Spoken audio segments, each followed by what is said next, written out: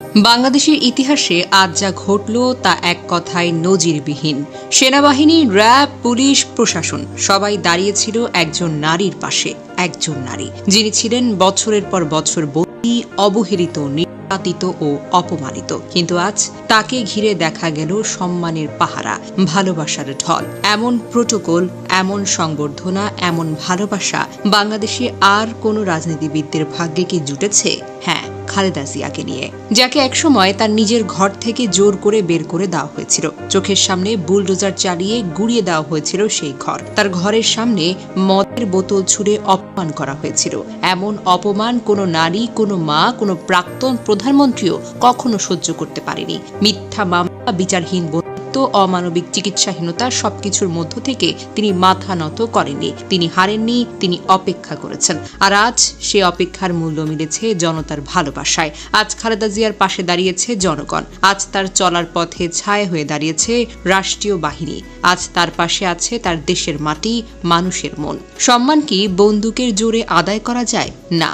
সম্মান কি টাকায় কেনা যায়? না। সম্মান আসে আত্মত্যাগ থেকে। আজ খালেদা জিয়া শুধু বিএনপির নেত্রী নন, তিনি বাংলাদেশের একজন সংগ্রামী নারীর প্রতীক, একজন মা, একজন যোদ্ধা, একজন ইতিহাস। এবার একটু ভাবুন, যে সময় তাকে সবকিছু থেকে আলাদা করে দেওয়া হয়েছিল, সে সময় তার ঘরে আলো ছিল না। সেই সময় যারা হাসছিল তারা আজ নিঃসঙ্গ, একা এবং কোণঠাসা।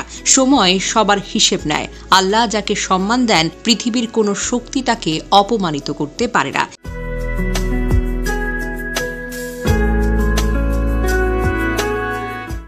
ইতিহাস থেকে জানা যায়, খালেদা জিয়া কখনোই রাজনীতিতে আসতে চাননি। একজন সাধারণ গৃহিণী হিসেবে স্বামী শহীদ প্রেসিডেন্ট জিয়াউর রহমান ও সন্তানদের নিয়েই জীবন কাটাতে চেয়েছিলেন। কিন্তু 1981 সালে জিয়ার মৃত্যুর পর জাতির সংকটময় মুহূর্তে বিএনপির হাল ধরতে গিয়ে তাকে প্রধানমন্ত্রী হতে হয়েছে এবং দলের নেতাকর্মীদের অনুরোধে তিনি রাজনীতিতে আসতে একরকম বাধ্যই হয়েছেন। সেই নারী পরে হয়েছেন দেশের 3 বারের প্রধানমন্ত্রী। দেশের ইতিহাসে সবচেয়ে প্রভাবশালী নারী রাজনীতিবিদদের মধ্যে একজন।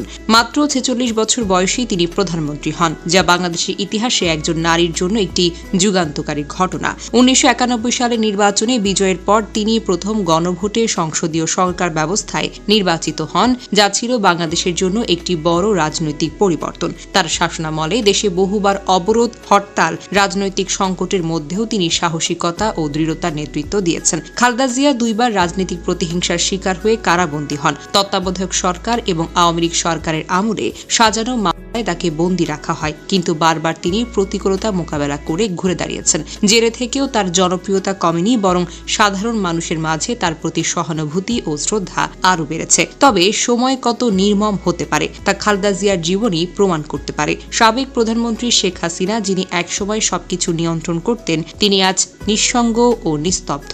আর যিনি একসময় নিপীড়নের শিকার ছিলেন, তিনি আজ লাখো মানুষের ভালোবাসায় সিক্ত। ভাগ্য বড় অদ্ভুত জিনিস।